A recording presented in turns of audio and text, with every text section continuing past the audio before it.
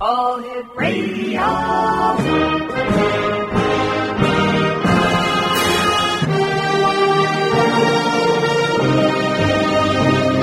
Welcome to the X Zone, a place where fact is fiction and fiction is reality. Now, here's your host, Rob McConnell.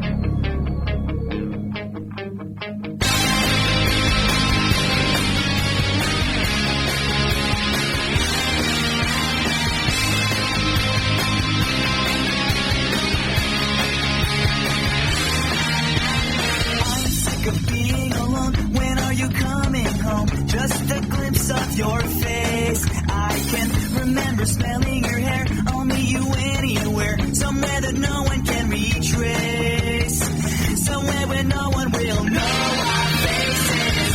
She has two arms to hold me, four legs to wrap around me. She's not your typical girlfriend. She's my alien. Welcome back, everyone. My name is Rob McConnell. This is the X Zone on the Talkstar Radio Network, coming to you live and around the world from our studios in Hamilton, Ontario, Canada. Toll-free worldwide, 1-800-610-7035. Email xzone@xzoneradiotv.com. On MSN Messenger, xzoneradiotv@hotmail.com. And our website, www.xzoneradiotv.com. Now, for all the latest news on Paragators TV, www.paragators.org. My guest this hour, Exonation, is NUNZIO ADDABBO, and he is a retired international engineer and construction management consultant on some of the world's largest projects. Licensed as an amateur radio operator since 1950, he speaks English, Spanish, Italian, and some Farsi, is an experienced technical writer, inventor of the patented Pilot's VOR speed position calculator and the split paraboled antenna, holds commendations from the National Academy of Science and Smithsonian Astrophysical Observatory, and instrument-rated commercial pilot. He is the capture team outsider with the inside secrets in the JFK Assassination conspiracy, and a historian, and is a member of the American Radio Relay League, the Radio Society of Tucson, the 398th Bomb Group Memorial Association, the Air Force Navigators Observer Association, the Military Officers Association of America, and the Association of Former Intelligence Officers. Joining me now is NUNZIO ADDABBO. I'm sorry about that, NUNZIO. Welcome to the X Zone. Thank you very much, Rob. Appreciate the call. Tell me, what are your qualifications when it comes to discussing UFOs and extraterrestrials? Well, ever since I attained my astronomy merit badge as a Boy Scout many years ago, I believe it was around 1935 or possibly 36, I often wondered if other intelligence existed in our universe. Then after high school, I became an aviation cadet and was commissioned a B-17 navigator during World War II. I was engaged in 30 combat missions in Europe. Then after the war, I became a civil engineer and taught celestial navigation in the Air Force Reserves. And I also became an instrument-rated pilot, commercial pilot, and became a licensed amateur radio operator in 1950. And as a radio operator, antennas have always been my passion. I invented the split paraboloid antenna and the pilot's speed position calculator. In 1956, the National Academy of Sciences announced that they were forming the International Geophysical Year, and that would be the period from July 1957 to December 1958.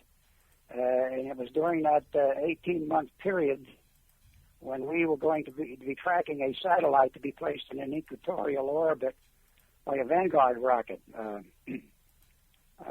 Across the U.S., so at that time we had, when the program was in full operation, we had 115 optical tracking stations in the U.S., and I directed the largest one with 16 telescopes and a team of 90 observers. As we all know, the Russians launched the first satellite called Sputnik. Sputnik, that's right. On October the 4th, 1957. I just happened to be conducting a practice session that night and became the first person to officially track and record Sputnik. Nunzio, please stand by. You and I have to take a commercial break. We'll be right back. Exonation, our very special guest this hour is Nunzio ADDABBO. ADDABBO, that's right. His website is, here's a couple of websites. Interesting gentleman, www.sisterglobe.com, www.hamheroes.com, and www.target-jfk.com. We'll be back on the other side of this commercial break in 2 minutes as we continue here in the X Zone from our studios in Hamilton, Ontario, Canada.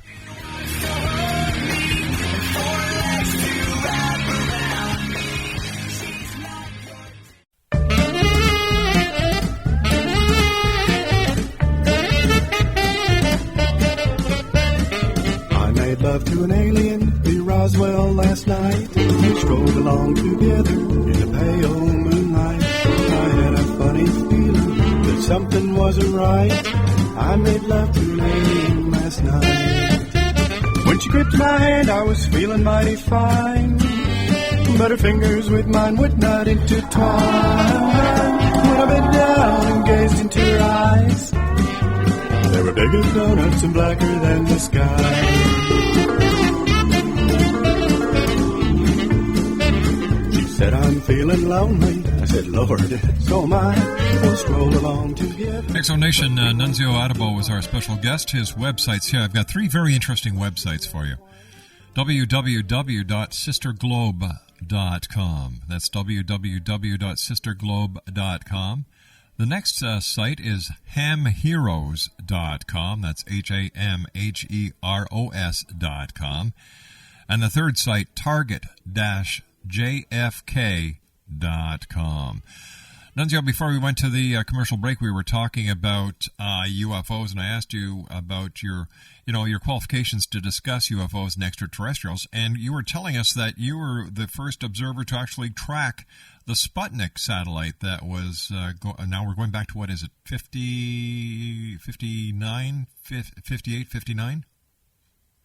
That would be, no, that was October 4th, 1957. Okay. What was it like watching the very first, or tracking the very first satellite put in orbit by man?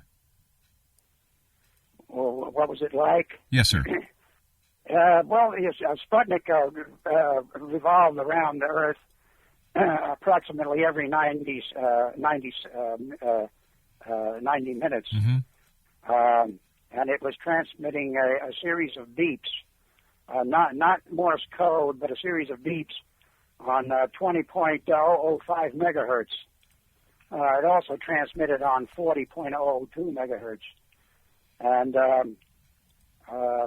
I recorded those signals on my ham radio and gave the tapes to WTHI in Terre Haute and also the Star News newspapers in Terre Haute. I have an interesting story about that Sputnik. Would you like to hear it? Oh, I certainly would. Yes, sir. Okay. Well, Frank Edwards, at that time, Frank Edwards was a very well-known UFO buff. Mm-hmm. And Frank Edwards, at that time, was also the nightly news anchor in Indianapolis. And shortly after Sputnik was launched, I received a call from Frank.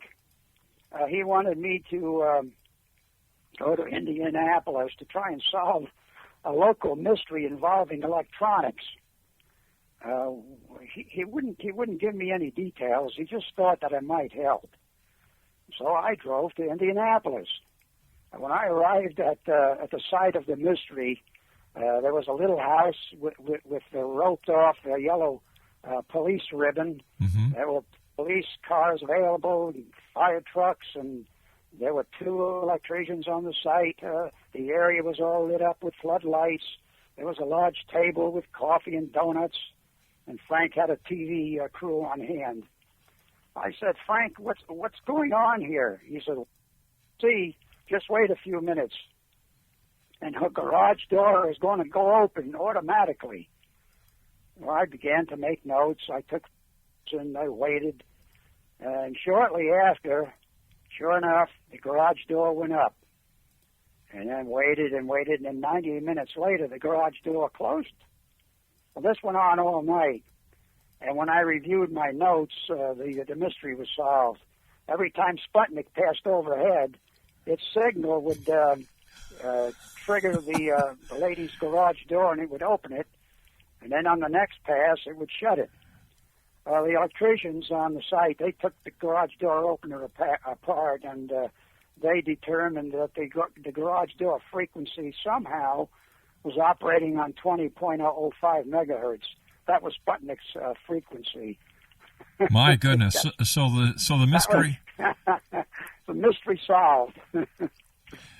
Tell me, Nunzio, do you believe that UFOs are visiting our planet? Oh, I'm sure they are. I'm equally sure that they are because of their unbelievable speed and the maneuverability of the UFOs.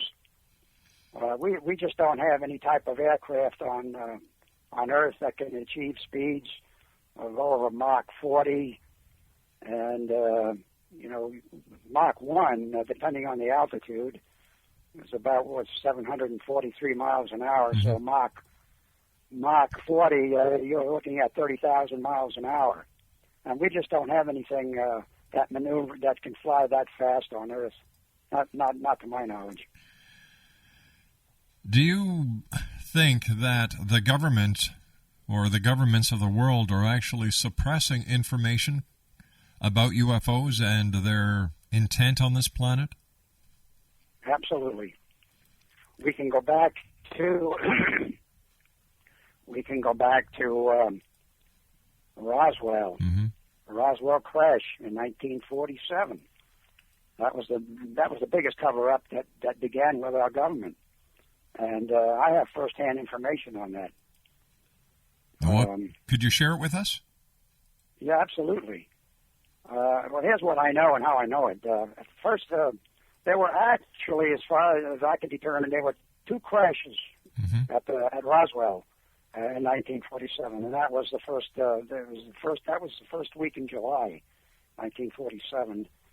There were 2 UFOs in the area, probably photographing and wiretapping signals from Alamogordo, the nuclear test center there, also the Army Air Base there, and also the radio facilities at White Sands. And from the information that I have, one of the UFOs developed a computer failure during the early morning hours of July 3rd and crashed. The second UFO waited for instructions to rescue the first crash. Then during a low pass recovery, attempting to recover the first UFO, it developed the same computer failure, and it crashed on July the 4th. And of course, the authorities immediately surrounded the area. They closed it to the public, and they had the alien bodies transported to Hangar 18 at Wright-Patterson Air Force Base. How do I know this? I was a good friend of Senator Barry Goldwater. I met Barry many years ago through ham radio. Mm-hmm. Barry was a very active ham radio operator, and we became good friends on the radio, and we met several times in person. And I had a lot of contacts with Barry over the years. Now, Barry believed in UFOs. How do I know? He told me. He said, Nuns, I believe in UFOs. So one day, I asked Barry. I asked him if he ever had been to Hangar 18. Here's what he told me. That one day he talked to General Curtis LeMay for access into that hangar, and bombs away LeMay told him, "Damn you, Barry, don't you ever ask me that question again." Well, you know, I always believed that Barry actually did get into Hangar 18, but told that story to many people as a plausible denial story. And now the story gets better. I also knew Harry Godley. Now, Harry, at that time, was in charge of all civilian personnel at Wright-Patterson in the 40s and 50s. And if I understand right, there were over 2,000 civilian employees at Wright-Patterson going back to that time. That's correct. Yeah. Now later on, Harry was hired by Howard Hughes for several projects, and that's another long story for another time. I have some great details about that. But anyway, I asked Harry what he knew about Hangar 18, and here's what he told me. Hangar 18 has always been guarded around the clock by armed guards, and that I was refused entry to that hangar. I'd heard from several high-ranking officers that alien bodies were in the hangar. And he also said that I learned later on, bodies were secretly transported to Area 51 in Nevada. That's the old Area 51. That's the Groom Lake area. Yeah. Just north of Las Vegas. Now, the whole world knows that Area 51 has always been a secret and well-guarded base. And known sources tell me that they have an underground city there. I've got this all detailed in my book, Globe. But doesn't it make sense that a nation as strong and as free as the United States should have secrecy when it comes to the development of weapons that could be used against other countries that would pose a threat to the United States? And having a city under the tarmacs of Area 51, especially in the days of satellite photography that is so perfect, would make a lot of sense to a lot of people. Well, how does this help with the story that there's crashed UFOs and aliens that are actually being kept at Area 51? And why do the skeptics or the true believers downplay the part of national security? Well, I'm not so sure about that. But here's what's strange about the whole episode. Why does Title 14, Section 1211 of the Code of Federal Regulations in the U.S. make it illegal for U.S. citizens to have any contacts with extraterrestrials or their vehicles? That's one of the reasons why our famous astronaut Gordon Cooper was at odds with NASA and the Pentagon. He wanted to reveal all these secrets, and they wouldn't let him. All right, stand by. You and I have to take our news break at the bottom of the hour, Nunzio. Nunzio ADDABBO is our special guest. Exonation 3 websites. SisterGlobe.com is number 1. HamHeroes.com is number 2. And Target-JFK.com is number 3. We'll be back on the other side of this commercial break as the X Zone continues from our studios in Hamilton, Ontario, Canada, on the Talkstar Radio Network and the X Zone Broadcast Network. Don't go away. We'll be back right after the news. But something wasn't right. I made love to an alien last night. When she gripped my hand, I was feeling mighty fine. But her fingers with mine would not.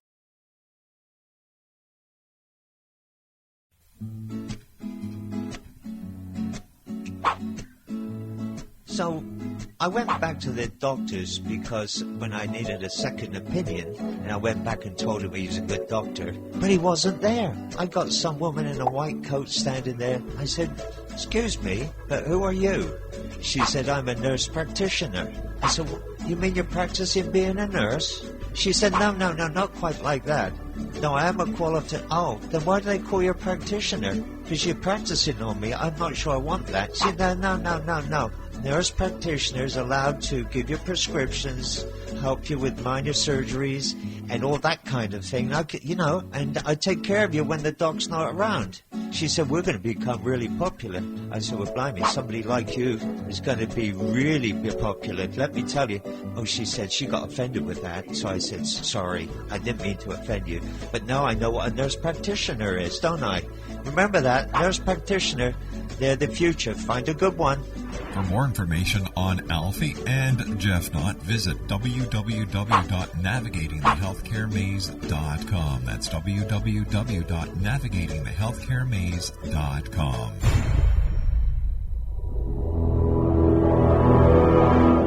The X-Zone radio and TV show is largely an opinion talk show. All opinions, comments, or statements of fact expressed by Rob McConnell's guests are strictly their own and are not to be construed as those of the X-Zone radio and TV show or in any manner endorsed by Rob McConnell, REL-MAR McConnell Media Company, Talkstar Radio Network, its affiliated stations, or employees.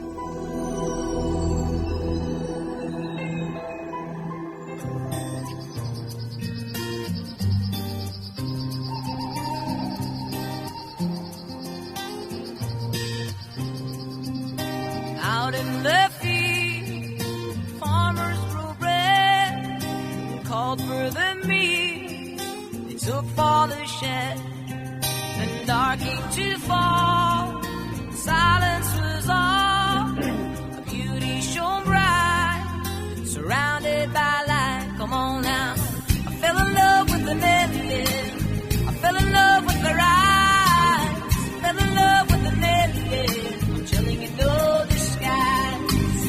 I'm in love with the million, I'm in love with the rise, I'm in love with the million, I'm telling you no disguise. Welcome back, everyone. Nunzio ADDABBO is our special guest. 3 websites for you, X-Zone Nation. www.sisterglobe.com. That's www.sisterglobe.com. hamheroes.com. And target-jfk.com. Nunzio, I have to ask you at this point, have you ever had an encounter with an extraterrestrial? And if so, when, where, and under what circumstances? Yes. When I wrote Target JFK, well, that was the final chapter in the JFK assassination. I had no idea of Boris Kuchenko's true identity. But Boris, in my book, is a Russian who eliminated one of the members of the hit team who assassinated President Kennedy. I met Boris in Mexico, and he looked exactly like the typical white earthling. I learned when I wrote Globe that Boris was an extraterrestrial from Globe, and that his son, Boris Jr., lives in Moscow, and he's a member of the conditioning team that you'll find very interesting. Boris Sr. was a barred from Las Vegas casinos because he was winning too much money at blackjack. According to the documents that I transcribed from Globe, I learned that he had, like all globes, microchips implanted in his temporal bones, which sent impulses to his brain, giving him a computer memory. I had no clue how that worked, but Boris Sr. Died a few years ago. I believe it was, I think it was in early, about 2001 and possibly 2002. And he died of lung failure. And the reason he died of lung failure is that, according to Globe, the alien globes cannot tolerate Earth's polluted atmosphere, and so they need to have their lungs purged frequently. And that was my encounter with an extraterrestrial. Now, you've made a couple of references to a globe. What exactly are globe, or who is globe? Well, globe is the book I wrote about the Earth's new sister planet, and there's a friend of mine met a physicist at the Arecibo Observatory in Puerto Rico. Mm-hmm. Now, the Arecibo Observatory is the world's largest radio antenna. Arecibo antenna is a spherical dish embedded in the ground, and it's a 1,000-foot diameter dish that sends signals to outer space in hopes of making contact with aliens. I've been there several times. I did work in Puerto Rico, and I've been there during construction and then after it was in operation. So is it... I'm a little confused here, and I hope you can help straighten me out. This agent who you believe to have been white that you met, I believe it was in Mexico, was responsible or had some responsibility in the assassination of President John F. Kennedy. Am I correct so far? No, he was on the my whole book, Target JFK, mm-hmm. is the story of the JFK assassination solution, and it involves a friend of mine that I met many years ago when I returned from a trip in South America, and the Russian Boris Krutchenko happened to be a member of his team, and that's the team that eliminated the hit team that killed Kennedy. He was a good guy. All right, so Boris, who was part of the team that eliminated the team who assassinated President Kennedy, which means that the Russians were behind the assassination of President Kennedy, if I'm following this correctly, was an alien. So does that mean that the governments of the world, specifically the Russian government, was infiltrated or had been filled with extraterrestrials? Well, no, I don't think that's true. I don't think that the Russians had anything to do with the assassination. It just happens that Boris Krutchenko happened to be in Mexico City when Lee Harvey Oswald went to Mexico City to the Russian embassy, and he also went to the Cuban embassy. That's when he met Boris Krutchenko, and Boris Krutchenko became a member of Tony's capture team. I got you. And back on February 11th, 1990, I was an assassination target in Chile. I was shot off a high riprap pile and spent time in 2 Chilean hospitals and physical therapy in the U.S. And it was Boris Krutchenko who poisoned the man who tried to assassinate me. That's how I met Boris. Why would someone want to assassinate you? Well, because I could identify Kennedy's killers. Now, and that's written in my book, Target JFK. All right, who was responsible for the assassination of President Kennedy? Well, it's a conglomeration of organizations, starting with the mafia, the oil syndicate, and a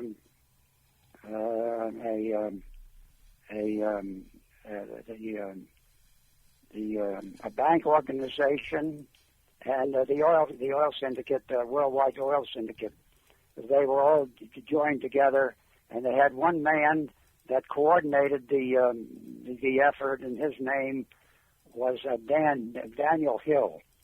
And Daniel Hill eventually was eliminated in Iran. And if this information is true, and I'm not doubting it, it's not. I'm just questioning it. How come this story hasn't been carried by mainstream media, and how come nobody's been brought to justice on it yet? Because the Kennedys suppressed all the information. I tried to get the book into the Texas book depository where the assassination took place, which is run by the Kennedy family, and the director of that book depository is now the Kennedy Library, and it's toured year-round by thousands of people. When we tried to get our book into the library, they said, no, the Kennedys allow only the books on the Kennedy family, Camelot, the old man Kennedy, Kennedy Jr., JFK, Jackie, and the Warren Commission report. No other books are allowed in that library. And so the book has been suppressed, not only my book, but other books on the Kennedy's assassination have been suppressed by the Kennedy family. Why would they want to have this information suppressed? Why wouldn't they want the world to know who killed President Kennedy? Well, apparently it's going to be revealed in 2038. 75 years after the assassination is when they say they will release the records. And, of course, I'm not going to be around then. And neither will most of the people that knew anything about the assassination. It'd be 2038 when the records will be released. And that's when they'll find out who did it. And it was a team of assassins that were Bolivian assassins. There were 9 members on that hit team, and my friend's capture team eliminated all of them. What was the role that Lee Harvey Oswald then had in the assassination of President Kennedy? Lee Harvey Oswald was given a contract not to kill Kennedy, but to shoot the driver of the motorcade, and with the object of slowing down the motorcade and stopping it, and then Carlo Perez, who would be on the Dow Tex building, would take the final shot from the Dow Tex building while the motorcade was stopped. Well, Oswald suspected that he was being set up as a patsy, and when the motorcade made the final turn onto Elm Street, he chickened out and went down to the little coffee shop on the ground floor, or second floor rather, and his backup, which was a guy by the name of Gabriel, was his backup. He's the one who actually took 3 shots to shoot the driver, and the first shot missed. I believe it was the second shot that hit Johnson and not Kennedy. And during that day, there were actually 7 shots fired. 7 shots, but only 5 of the shots were real shots. The other 2 were remote charges that were placed in the grassy knoll and the trees, remote control charges. So there were 3 shots from the Texas Book Depository, 1 shot from the Dow Tex building that hit Kennedy in the back of the head, and then another shot from the grassy knoll by Dan Hill that I mentioned was the organizer of the group, and he took the funnel shot. Oswald was supposed to go out the back door of the book depository, and he knew that there was something going on, and instead of going out the back door where he was going to be shot by Dan Hill, and then Dan would take the credit for killing the man who killed Kennedy, and Oswald went out the front door. And he went out the front door, and nobody stopped him. He went to his boarding room where he picked up his revolver, and he went to the theater. And he went to the theater to pick up his money. He had this contract for $25,000, and he was supposed to pick up his money. Well, he would. Then that's when he was apprehended by the police. Was Jack Ruby part of the plot, or was Jack Ruby just a person who loved President Kennedy who got caught up in the emotional swing of the events? Yeah, Jack Ruby was also a patsy, set up by Dan Hill. Dan Hill brainwashed him to believe that Oswald was the one who actually shot Kennedy, and so he had a contract to kill Oswald, and he did. And of course, Jack Ruby was an ex-mafia hoodlum who ran the Carousel Club in Dallas, and he was in with all the police. He'd give the police free drinks and free access to some of his girls, and so he could come and go through police lines without being stopped, and that's how he got into the basement to assassinate Oswald when they were getting ready to take Oswald into another cell. Nunzio, please stand by. We've got to take our final break for this hour. Exo Nation, very interesting gentleman. Nunzio ADDABBO. Here's some websites. SisterGlobe.com, HamHeroes.com, Target-JFK.com. That's Target-JFK.com. I'll be back on the other side of this commercial break as we continue from our studios in Hamilton, Ontario, Canada, on the Talkstar Radio Network and on the X Zone Broadcast Network. Don't go away. I'm in love with the Marion. I'm in love with the rise. I'm in love with the Marion. I'm chilling in the sky.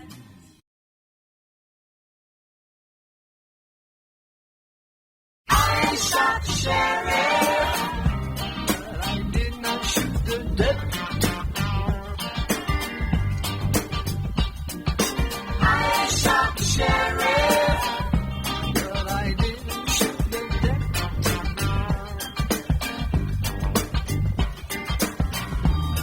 All around in my hometown, they're trying to track me down. They say they want to bring me in guilty for the killing of a deputy, for the life of a deputy. But I say,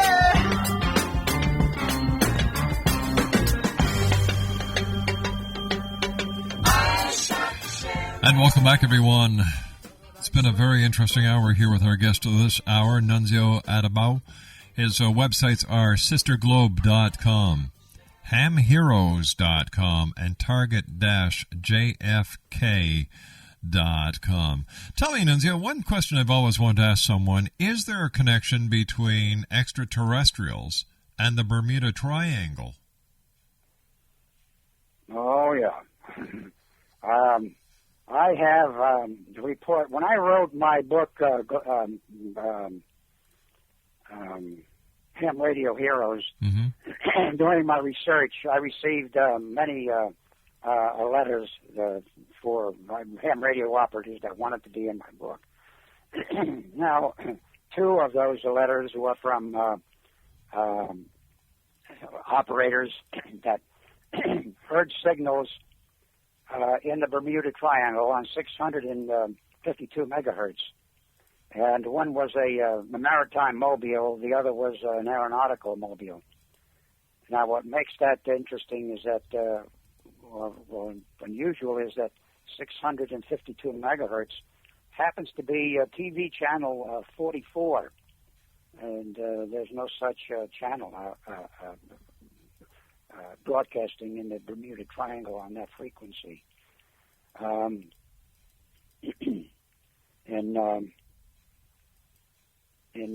Let's see, when was it? This would have been in the early 1980s is when I received these reports about the signals coming out of the Bermuda Triangle.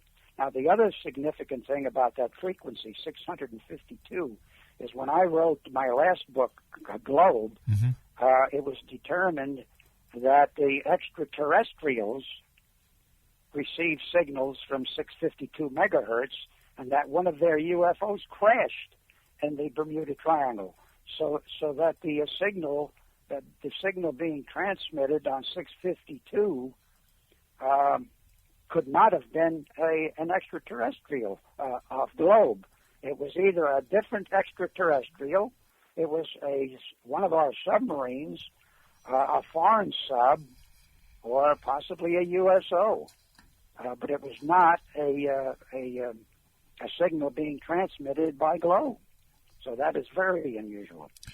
Nunzio, I know that you're an expert on paranormal, and I've got something that's really going to interest you. Well, you know what? We've run out of time for tonight, unfortunately, but we will have you back on because we still have so much to talk about. Nunzio, I want to thank you very much for joining us, and I look forward to the next time you and I meet here in the X Zone. Thank you very much, Ron. Appreciate it. It's been my pleasure, sir. Here's some websites, X Zone Nation. www.sisterglobe.com, www.hamheroes.com, and www.target-jfk.com. I'll be back on the other side of the news as the X Zone continues here from our studios in Hamilton, Ontario, Canada, on the Talkstar Radio Network and on the X Zone Broadcast Network. We'll be back on the other side of this news break. Don't go away. For the life of a deputy, but I